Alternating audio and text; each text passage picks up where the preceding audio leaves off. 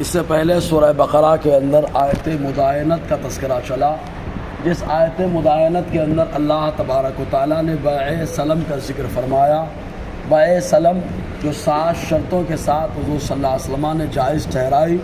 تو ان شرطوں کا ذکر بھی کر دیا جائے، اور اس کے ساتھ ساتھ اس میں مال پہلے دے دیا جاتا ہے، سامان بعد میں ملتا ہے، تو اس کو بھی لکھ لیا جائے۔ تو جس کے اوپر حق بنتا ہے دونوں بیٹھ کر کے جو ہے ایک کاتب سے لکھائے، کاتب بیچ میں بیٹھے، تاکہ بائع اور مشتری دونوں کی باتوں کو جو ہے برابر اچھے انداز میں لکھ لے۔ لیکن اگر لکھانے والا، املا کرانے والا، اللہ تبارک و تعالیٰ فرماتا ہے اگر وہ سفیہ ہو یعنی مجنون ہو، اس کا دماغ نہیں کام کرتا، اور جس کے اوپر جو دماغ جس کا نہ کام کرتا ہو اس سے شریعت کا قلم اٹھا لیا جاتا ہے، جیسا کہ ابن ماجہ کی حدیث پاک حضرت علی کرم اللہ وجہ الکریم سے روایت ہے، اور عائشہ صدیقہ رضی اللہ تعالی عنہا سے بھی روایت ہے کہ جو آدمی مجنون ہو جائے اور اس کا دماغ کام نہ کرے، اسے شریعت کا حکم اٹھا لیا جاتا ہے۔ تو اگر وہ آدمی سفیہ ہو، دماغ کام نہ کر رہا ہو، یا اس کے علاوہ وہ آدمی کمزور ہو یعنی زبان میں لکنا تو بول نہیں سکتا، یا اس کے علاوہ الفاظ کی تعبیر نہیں کر سکتا،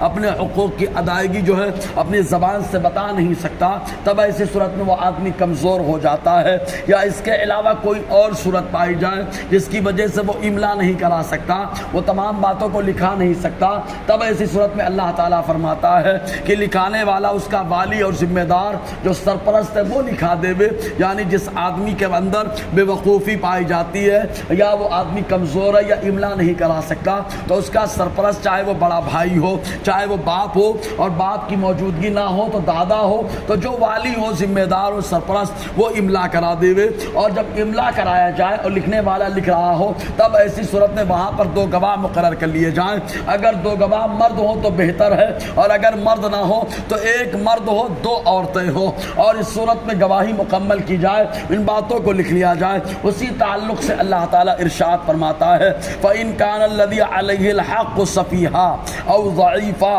أَوْ لَا يَسْتَطِيعُ أَن يُمِلَّ هُوَ فَلْيُمْلِلْ وَلِيُّهُ بِالْعَدْلِ۔ اللہ تعالیٰ فرماتا ہے اگر وہ جس پر حق آتا ہے سفیہ ہو، بے وقوف ہو،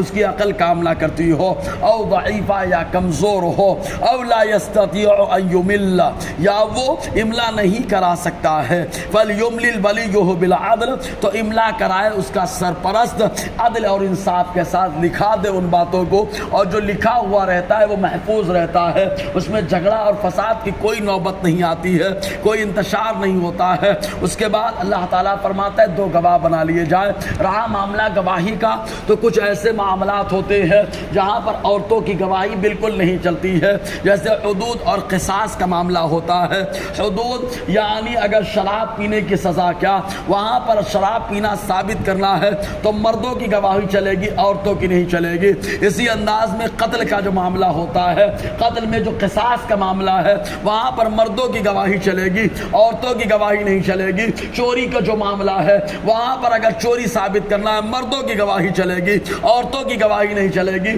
تو جتنی حدیں ہیں یا جتنے قصاص ہیں، سب میں مردوں کی گواہی چلتی ہے، عورتوں کی گواہی نہیں چلتی ہے۔ اور کچھ معاملات ایسے ہیں، ان معاملات میں خالی عورتوں کی گواہی چلتی ہے، مردوں کی گواہی نہیں چلتی ہے۔ جیسے کہ بچے کی ولادت کا معاملہ ہے، وہاں مردوں کی گواہی نہیں، عورتوں کی گواہی چلتی ہے۔ کنوارا ہونا، کنواری عورت کا کنوارا پن اور اس کا سیبہ ہونا، اس کی گواہی عورت سے اعتبار سے چلے گی۔ بچے کے نسب کے تعلق سے گواہی عورتوں کی چلے گی۔ کچھ ایسے معاملات ہیں جہاں عورتوں کی گواہی چلتی ہے، مردوں کی نہیں چلتی ہے، اور کچھ ایسے معاملات ہیں جہاں پر مردوں کی بھی گواہی چلتی ہے، عورتوں کی بھی گواہی چلتی ہے، لیکن مرد ہو تو 2، اور اگر عورت ہو تو اس کے ساتھ 1 مرد اور 2 عورتوں کا ہونا ضروری ہے، اس لیے کہ عورتیں ناقص الدین بھی ہے، ناقص العقل بھی ہے۔ خود حضور صلی اللہ علیہ وسلم نے فرمایا عورتیں ناقص الدین اور ناقص العقل ہے، اس لیے آقا نے فرمایا تم لوگ صدقہ زیادہ کیا کرو۔ صحابیہ نے پوچھا اللہ کے نبی صلی اللہ علیہ وسلم عورتوں کے اندر ناقص العقل ہونا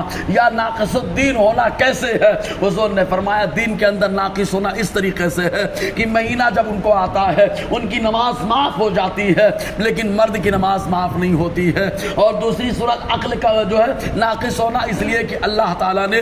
2 عورتوں کی گواہی ایک مرد کے برابر ٹھہرائی ہے، لہٰذا اس اعتبار سے ناقص العقل بھی ہے۔ تو اللہ تبارک و تعالیٰ ارشاد فرماتا ہے وَاسْتَشْهِدُوا شَهِيدَيْنِ مِن رِجَالِكُمْ، گواہ بنا لو دو گواہ مردوں میں سے، اور گواہ کا دیکھنا اور گواہ کا سننا بھی ضروری ہے، لیکن کچھ معاملات ہیں وہاں پر گواہ کا دیکھنا ضروری نہیں ہے، بخالی شہرت کے بنا پر اگر گواہی دے دے تو بات چل جائے گی۔ جیسے کہ مرد و عورت کے نکاح کو اس نے دیکھا نہیں ہے، لیکن مرد و عورت آ کر کے اس کے بازو میں رہنے لگے، لوگوں میں مشہور ہے کہ میاں بیوی ہے، تو اس شہرت کی بنا پہ وہ گواہی دے سکتا ہے کہ دونوں میاں بیوی ہے، اگرچہ اس کے نکاح میں حاضر نہ رہا۔ ایسے ہی مشہور ہے بہت ساری چیزیں جو ہے شہرت کی بنا پر گواہی دی جا سکتی ہے۔ تو اللہ تعالیٰ فرماتا ہے وَاسْتَشْهِدُوا، گواہ بنا لو شَهِيدَيْنِ مِن رِجَالِكُمْ، اپنے درمیان سے دو مردوں کو فَإِن لَمْ يَكُونَا رَجُلَيْنِ، اگر دو مرد نہ ہو فَرَجُلٌ وَامْرَأَتَانِ، تو ایک آدمی اور دو عورتیں ہو، مِمَّن تَرْضَوْنَ مِنَ الشُّهَدَاءِ، ان گواہوں میں سے جن کو تم پسند کرو، ان دونوں کا ہونا ضروری ہے۔ أَن تَضِلَّ إِحْدَاهُمَا فَتُذَكِّرَ إِحْدَاهُمَا الْأُخْرَىٰ، دو عورتیں اس لیے کہ اگر ایک عورت بھول جائے، غلطی کر بیٹھے، فَتُذَكِّرَ إِحْدَاهُمَا الْأُخْرَىٰ، تو دوسری عورت اس کو یاد دلا دے، اس لیے دو عورتوں کی گواہی ایک مرد کے ساتھ رہتی ہے۔ بہرحال آگے اور گفتگو رہے گی۔ اللہ تعالی ہم سب کو فیضان قرآن، برکات قرآن سے مالا مال فرمائے۔